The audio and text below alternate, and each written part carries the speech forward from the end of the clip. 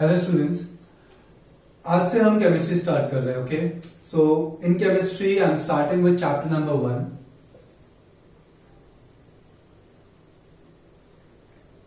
Chapter number 1, matter in our surrounding.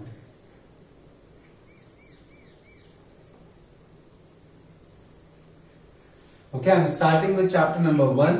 Chapter number 1 क्या है? Matter in our surrounding. Now, before starting chemistry, I would like to tell you one thing. कि बहुत सारे students को chemistry में बहुत ज्यादा प्रॉब्लम आती है कि केमिस्ट्री उनको समझ नहीं आ रहा है, ये केमिस्ट्री आप लोगों को बोरिंग लगता है, केमिस्ट्री में आपके मार्क्स कम आते हैं. सो सबसे पहले whenever you are starting studying chemistry, at that time आपको सिर्फ क्या करना है? You have to relate chemistry with everyday life.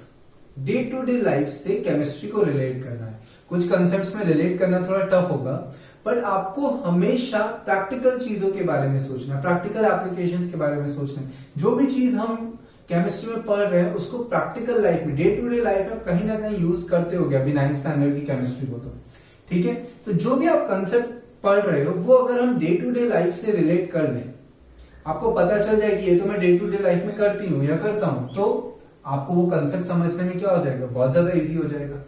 ऐसे भी चैप्टर नंबर 1 तो बहुत ही इजी है. ठीक है, सो केमिस्ट्री समझने के लिए, केमिस्ट्री बोरिंग सब्जेक्ट नहीं है.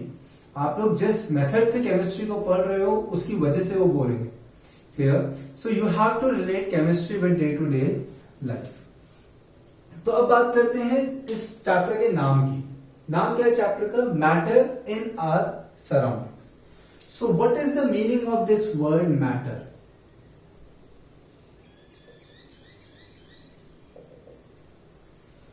सो सराउंडिंग में आप जितने भी चीजें देख रहे हो, मैं क्या बोलूंगा, देख रहे हो या नहीं भी देख रहे हो, वो सब क्या है? मैटर है. अब नहीं भी देख रहे हो क्यों बोला वो मैं आपको बाद में बताता हूं. तो सराउंडिंग्स में जितनी भी चीजें आप ऑब्जर्व कर रहे हो, एवरीथिंग इज मैटर. ठीक है, तो मैटर क्या होता है?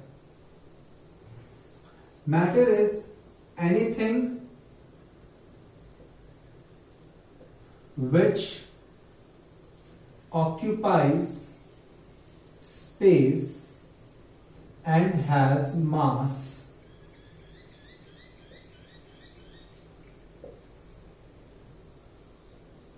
is known as matter.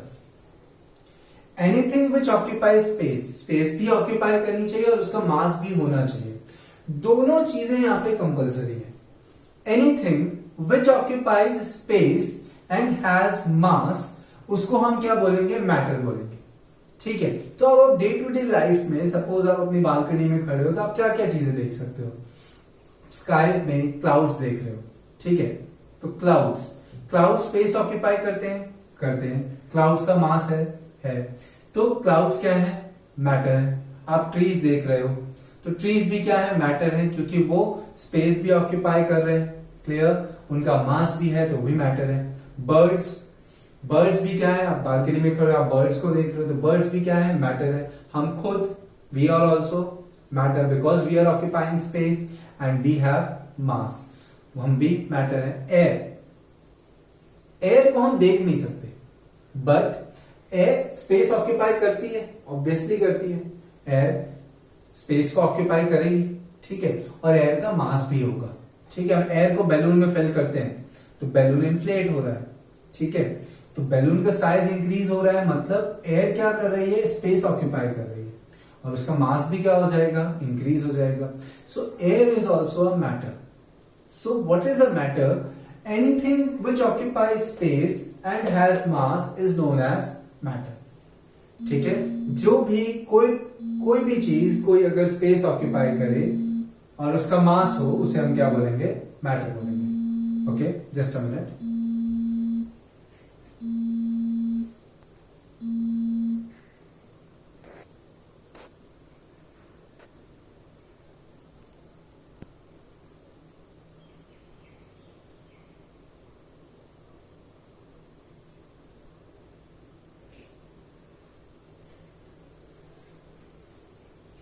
Okay,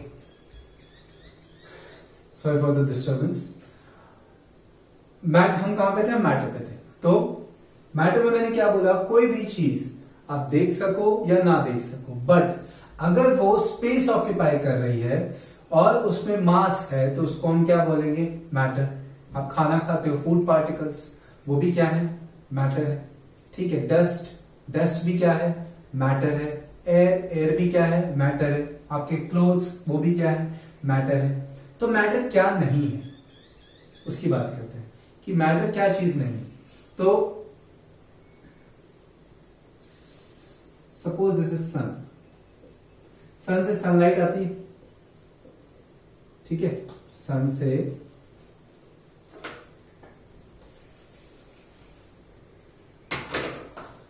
sunlight आ रही है।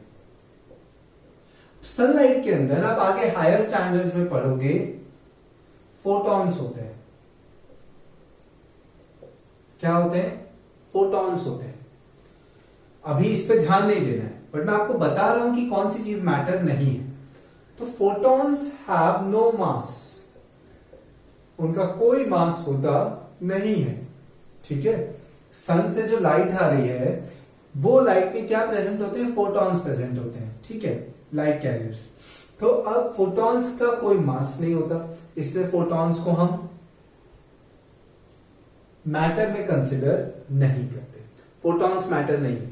फिर कोई भी feeling, suppose love is a feeling, hate is a feeling, या किसी भी चीज की स्मेल, ये सब चीज स्पेस या मास ऑक्यूपाई करेंगे? मास होगा, स्पेस ऑक्यूपाई करेंगे? नहीं करेंगे। तो ये भी मैटर नहीं है। कोई भी टाइप की फीलिंग्स या कोई भी टाइप का सेंसेशन, वो मैटर नहीं है। ठीक है, कोई भी फूड पार्टिकल्स की स्मेल आ रही है तो पार्टिकल्स उसके मैटर हैं, बट उसकी स्मेल वो एक सेंसेशन है, तो वो मैटर नहीं है। Smell is not a matter. कोई भी टाइप की फीलिंग्स, लव, हेट, कुछ भी, कोई भी फीलिंग हो, वो मैटर नहीं है, क्योंकि वो एक सेंसेशन है बॉडी में। क्लियर? तो मैटर क्या हो सकता है, क्या नहीं हो सकता है, वो आपको क्लियर हो गया। Anything which occupies space and has mass is known as matter. दोनों चीजें फुलफिल हो तो मैटर है, वरना नहीं है। तो मैटर क्या होते हैं, उसके अंदर क्या क्या चीजें आती हैं, वो आपको पता चल गया। क्या क्या चीजें नहीं आ सकती हैं, वो भी आपको पता चल गया। ठीक है, सॉल्ट हो गया, शुगर हो गया, वो सब का तो मास है, तो वो भी क्या है? मैटर है। ओके, अब थोड़ा आगे बढ़ते हैं चैप्टर में।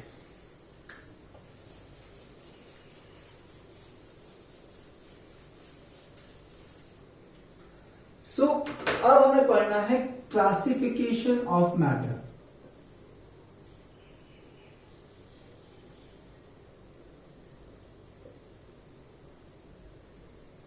क्या पढ़ना है हमें? Classification of matter. सो इसमें दो टाइप के क्लासिफिकेशंस हैं।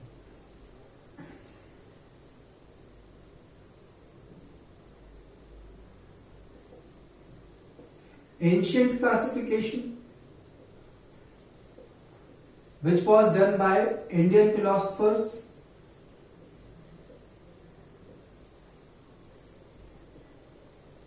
and Greek philosophers.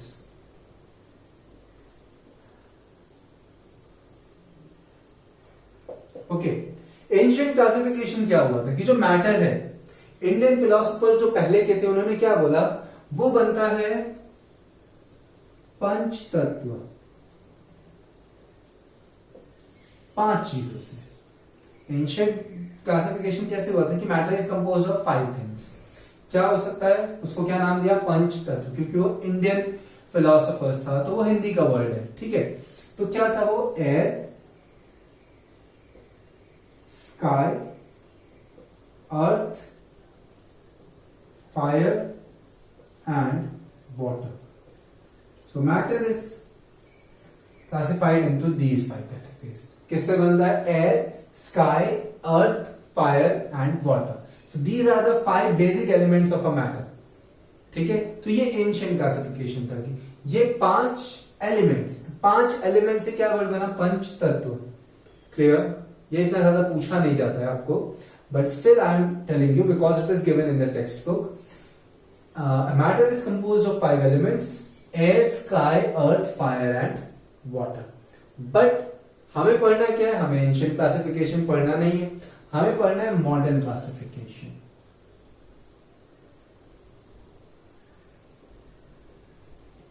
हमें क्या पढ़ना है, मॉडर्न क्लासिफिकेशन। तो मॉडर्न क्लासिफिकेशन किसकी बेसिस पे होता है, दो चीजों के बेसिस पे होता है, physical properties of matter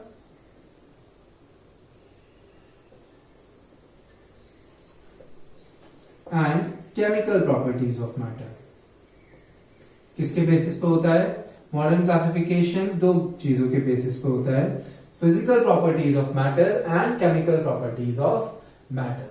so हमें जो आगे की टॉपिक्स पढ़ने हैं, those topics are based on modern classification, means we have to study physical properties and chemical properties of matter.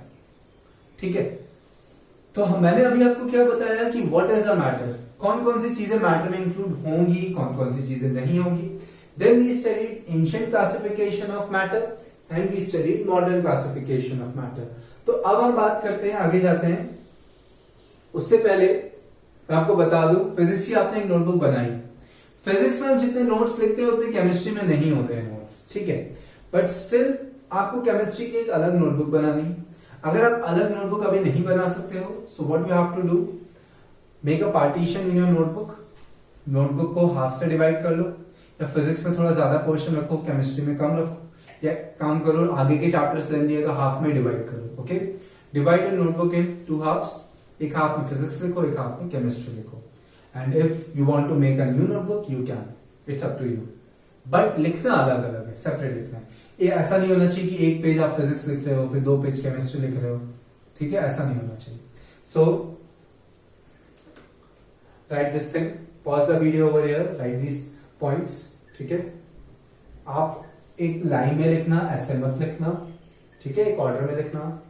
Pause the video and right this.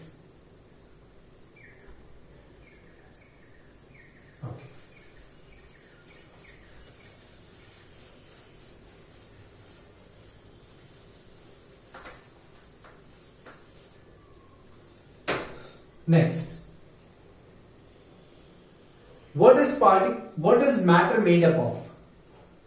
What is matter made up of? Matter किससे बना होता है, ठीक है, तो matter बना होता है पार्टिकल्स से। मैटर किससे बना होता है, matter is made up of particles. Matter is made up of particles. Sorry, this is a point, so no need to underline this. Matter किससे बना है, Matter is made up of particles. अब ये कैसे पता चला हमें कि मैटर पार्टिकल से बना है, या जो पार्टिकल है वो एक कंटिन्यूअस ब्लॉक है, मतलब सपोज ये आयरन है, सपोज ये आयरन का एक ब्लॉक है, तो मैटर ऐसा है कि कंटिन्यूअस ब्लॉक है, या सैंड के जैसे, मतलब पार्टिकल्स है। पार्टिकल्स क्या है, मतलब एक कंटिन्यूअस ब्लॉक है या पाउडर्ड फॉर्म है, ठीक है, वो अब हमें देखना है कि मैटर बना है पार्टिकल्स से, तो वो पार्टिकल्स क्या चीज है। पार्टिकल्स एक कंटिन्यूअस ब्लॉक है, सपोज ये आयरन की एक बार है, ठीक है, तो मैटर इस पार्टिकल्स इस टाइप के हैं, जैसे आयरन एक, जैसे ये सपोज आयरन का है, तो आयरन एक मैटर तो है, आयरन बना किससे, पार्टिकल से। तो पार्टिकल्स इतना बड़ा, पार्टिकल इतने बड़े होते हैं, मतलब एक कंटिन्यूअस ब्लॉक होता है। या आपने देखा होगा सैंड, तो सैंड क्या होती है, पाउडर्ड फॉर्म में होती है, या पाउडर्ड फॉर्म में होता है पार्टिकल। तो वो पता करने के लिए आपके पास एक एक्टिविटी है बुक में, वो एक्टिविटी क्या है, suppose this is a beaker which is half full of water,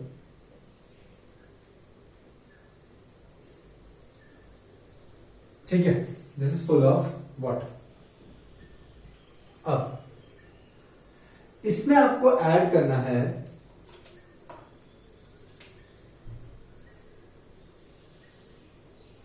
इसमें हम ऐड करते हैं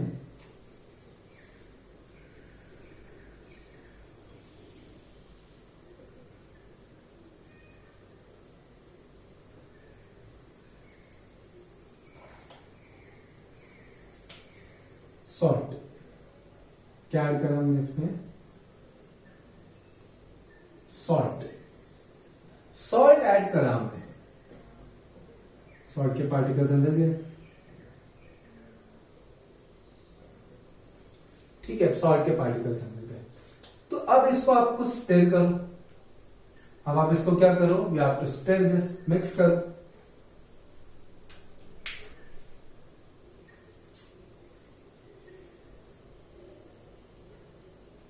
तो मिक्स करने के बाद आपको सॉल्ट अलग से दिखेगा, या पानी में एक बार सॉल्ट गया तो सॉल्ट अलग से दिखेगा कि ये देखो ये सॉल्ट है। एक बार आपने मिक्स कर दिया तो नहीं दिखेगा। तो आपको ये सॉल्यूशन कैसे दिखेगा? एकदम इस टाइप का। तो सॉल्ट कहां गया? ये जो वाटर लेवल था, यहां पे जो वाटर लेवल था और यहां पे जो वाटर लेवल था, और सॉल्ट डालने के बाद जो वाटर लेवल है उसमें कोई डिफरेंस आएगा? अगर आपने ग्लास में सॉल्ट लिया है, ग्लास में वाटर लिया है और उसमें आप सॉल्ट डालते हो, तो जितना लेवल पहले था वाटर का, उस लेवल में कोई चेंज आएगा? नहीं आएगा। तो ये जो सॉल्ट के पार्टिकल्स, ये जो सॉल्ट है, ये क्या मैटर है? तो ये किससे बना है? पार्टिकल्स से बना है, मैंने बोल दिया। तो पार्टिकल्स अगर एक कंटिन्यूअस ब्लॉक होते तो उससे वाटर लेवल तो क्या हो जाता? राइज हो जाता। आप इसमें कोई कंटिन्यूअस ब्लॉक डालो, ठीक है, उसके पार्टिकल्स क्यों नहीं अलग हो रहे हो हम बाद में बात करेंगे कंटिन्यूअस ब्लॉक की, बट अगर आप कोई कंटिन्यूअस ब्लॉक डालो तो सीधे ये क्या हो जाएगा? रेज हो जाएगा। तो पार्टिकल्स का जनरल नेचर क्या है कि वो बहुत ही स्मॉल है, बहुत ही छोटे हैं। मतलब आयरन जो बना है वो छोटे छोटे पार्टिकल्स से बना है, बट आयरन में वो पार्टिकल्स अलग क्यों नहीं होते हैं वो हम बाद में पढ़ेंगे, ठीक है। इसमें क्यों डिसॉल्व हो गए? इसमें क्या हुआ एक्चुअली कि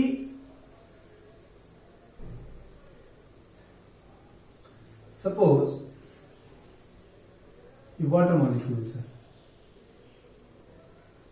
दीज आर वाटर मॉलिक्यूल्स, ठीक है।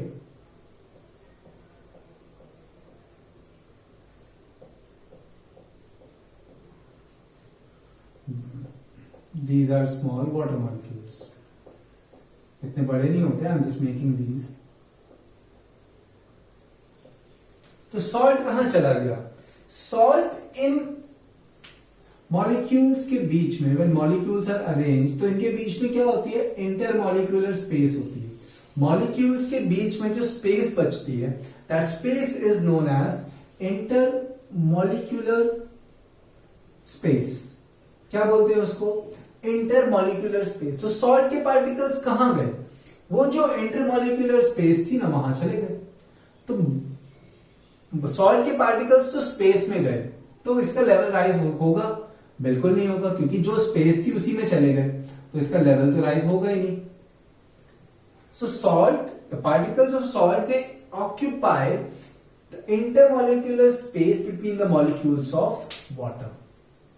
क्लियर? सो आपका पहला पॉइंट जो आपको याद रखना है मैटर में, वो क्या है? Matter is made up of particles and these particles occupy the intermolecular space between the molecules of water, ठीक है। आयरन भी छोटे छोटे पार्टिकल्स से बना है, बट वो क्यों ऐसे कंटिन्यूअस ब्लॉक में रहता है, वो उसकी एक अलग प्रॉपर्टी है जो हम आगे पढ़ेंगे। अब ये पता करना है हमें कि how small are these particles, how small are these particles.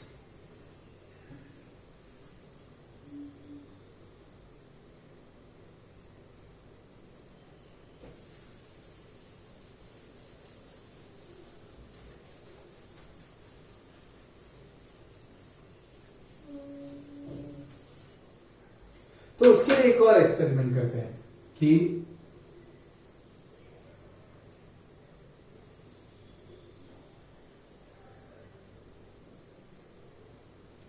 इस बीकर में सपोज वाटर फिल्ड है,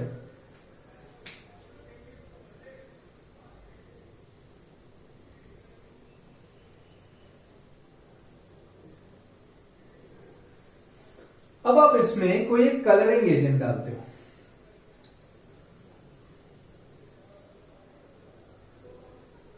ठीक है। सपोज ये है आपका 1 लीटर वाटर। ठीक है, आपने क्या डाला इसमें, ये वाटर में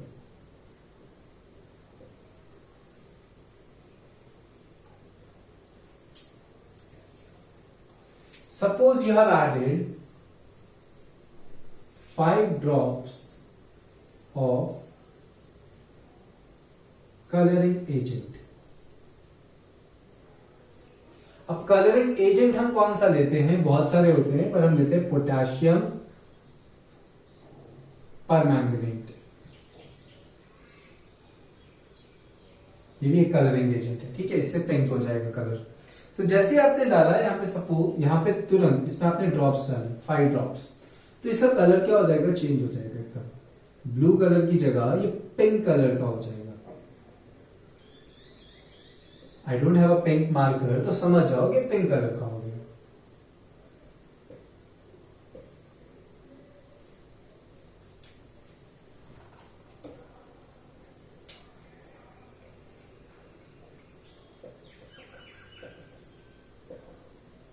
ओके,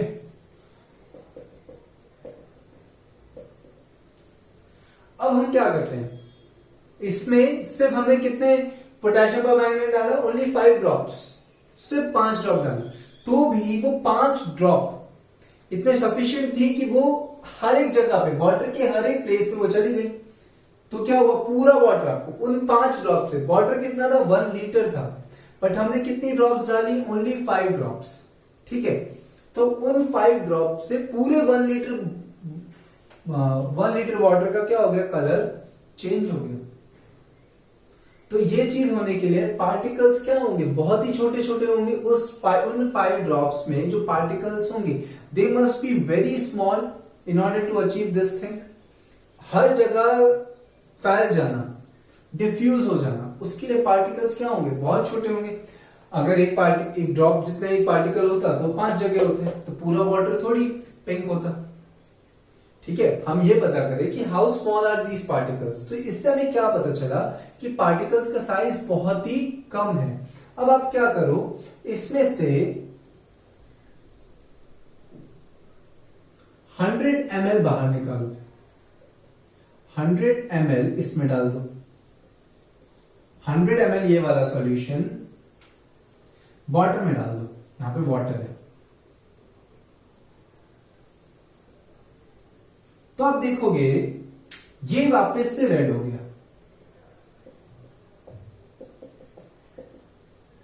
वो वापस से ये पिंक हो गया। बट अब जो पिंक आपको मिलेगा वो थोड़ा इस पिंक से क्या हो जाएगा, फेड हो जाएगा।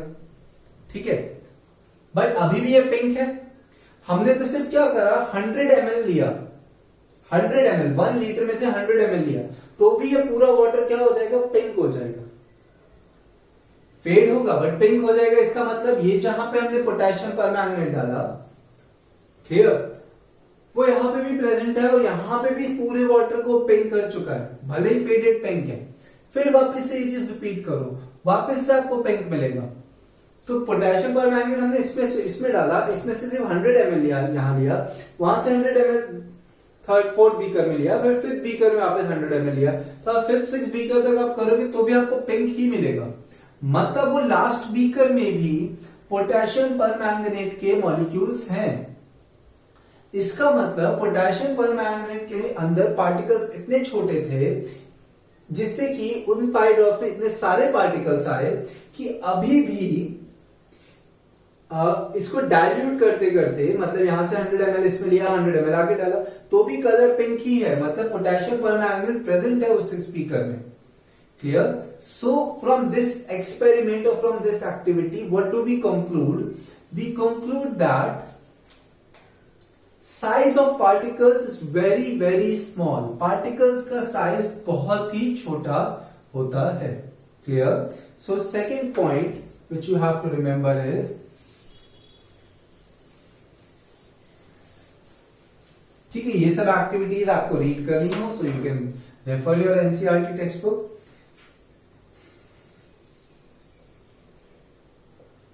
Size of particles is very small. Size of particles is very small. अब बात करते हैं characteristics of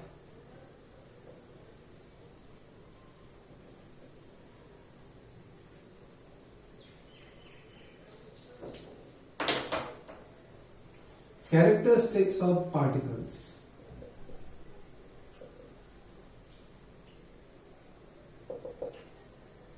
Characteristics of particles. So first characteristic is particles have space between them. Particles have space between them. हमने देखा था first activity में when salt was added to water, at that time salt occupied the intermolecular space. दो molecules के बीच में जो ऐसे जो मॉलिक्यूल्स के बीच में जो स्पेस बनी वहां पे सॉल्ट गया, तो पार्टिकल्स के बीच में क्या होती है? स्पेस होती है. Particles have space between them. ठीक है. So this is the first characteristic which you have to remember. Second,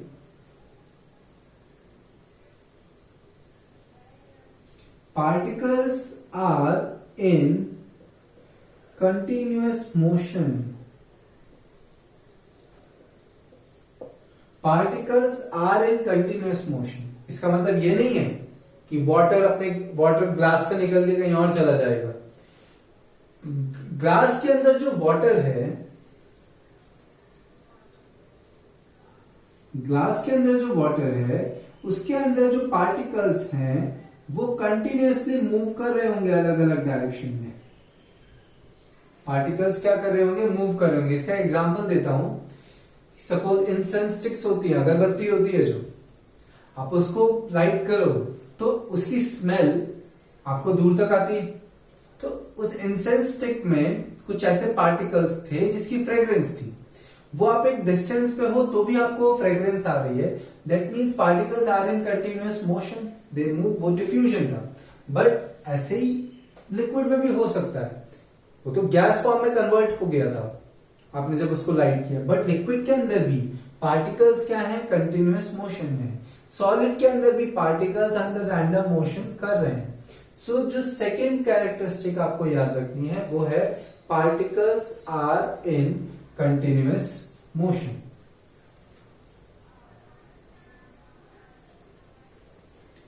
Particles of matter attract each other. Particles of matter attract each other. Third characteristic. Particles of matter attract each other. अब इसका मतलब क्या हुआ? इसके example के लिए मैं आपको बोलता हूं कि आपके पास एक चौक है. ठीक है. आपके पास सपोज एक आयरन रॉड है.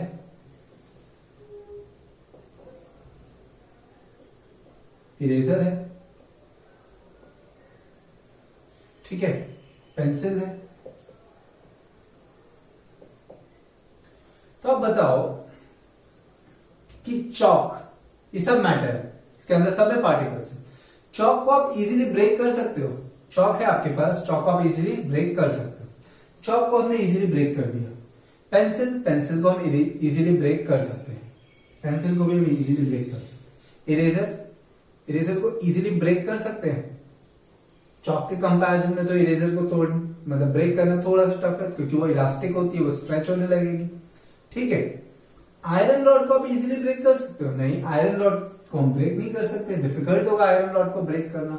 तो ऐसा क्यों हुआ कि हम किसी एक चीज को इजीली ब्रेक कर सकते हैं, किसी चीज को कोई चीज स्ट्रेच हो जाती है, कोई चीज ब्रेक ही नहीं होती है? ऐसा क्यों हो रहा है? क्योंकि कोई भी चीज है, जैसे सपोज ये चौक है, तो इसके अंदर जो पार्टिकल्स हैं, उन पार्टिकल्स के बीच में जो अट्रैक्शन है वो बहुत वीक है. वो क्या है? वीक अट्रैक्शन है. तो थोड़ा सा फोर्स लगाओ तो वो अट्रैक्शन क्या हो जाता है? टूट जाता है. वो फोर्स से वो अट्रैक्शन कम हो गया, तो वो चौक क्या हो गई? ब्रेक हो गई. आयरन रॉड में बहुत ही स्ट्रॉन्ग अट्रैक्शन होता है पार्टिकल्स के बीच में। आयरन रॉड के अंदर जो पार्टिकल्स हैं उनके आपस में क्या है, बहुत ही ज्यादा स्ट्रांगली अट्रैक्टेड है। सो आयरन रॉड को ब्रेक करना क्या है, बहुत टफ है, क्योंकि उसके पार्टिकल्स स्ट्रांगली अट्रैक्टेड है एक दूसरे से। क्लियर? सो ये जो आप किसी भी चीज को ब्रेक कर सकते हो या नहीं ब्रेक कर सकते हो, वो किस पे बेस्ड है, इस कैरेक्टरिस्टिक पे। Particles of matter they attract each other, आपस में क्या करते हैं, अट्रैक्शन करते हैं। अगर अट्रैक्शन वीक है तो हम इजीली ब्रेक कर सकते हैं, अगर अट्रैक्शन वीक नहीं है तो हमें ब्रेक करने में क्या होगी, डिफिकल्टी होगी। Okay, so right these points now, pause the video and write this.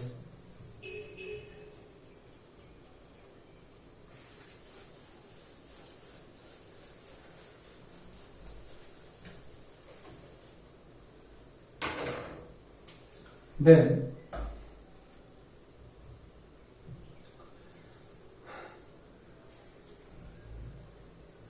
अब आते हैं स्टेट्स ऑफ मैटर पे। ठीक है, इसके बाद आते हैं हम स्टेट्स ऑफ मैटर पे।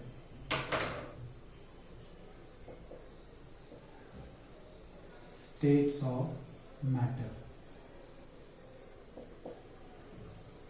सो आपने अभी तक कितने स्टेट्स पढ़े, only 3, but there are 5 states of matter. First is solid, second is liquid, third is gas, fourth is plasma, and the fifth is EBC, Einstein's Bohr condensate।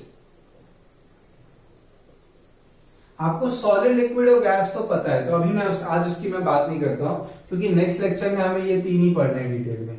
इस chapter में हमें ये 3 ही चीज पढ़नी है, तो हमें पढ़ने नहीं, सिर्फ नाम याद रखने हैं कि there are 5 states of matter, fourth is plasma and fifth is Einstein's Bose condensate. तो आपको ये चीज पढ़नी नहीं है, तो भी आपको बता दे रहा हूं कि आपके माइंड में कंफ्यूजन आ रहा है कि होता क्या है। आपने देखा होगा लाइटनिंग, थंडरस्टॉर्म में आपने लाइटनिंग देखी होगी कि लाइटनिंग हो रही है, स्काई में लाइटनिंग हो रही है। सो कहीं पे भी एक चार्ज बीम होती है। ठीक है, लाइटनिंग क्या होती है, अंदर चार्जेस होते हैं, तो कहीं पे भी चार्ज भी, कलेक्शन ऑफ चार्जेस है, कहीं पे भी चार्ज बीम है, तो उस स्टेट को हम क्या बोलते हैं, प्लाज्मा बोलते हैं। चार्ज्ड बीम या beam of charges, beam of charges, उसको हम क्या बोलेंगे, प्लाज्मा। तो बेस्ट एग्जांपल है जो आप लाइटनिंग देखते हो, कौन सा स्टेट है, प्लाज्मा है। Fifth, Einstein's Bose condensate.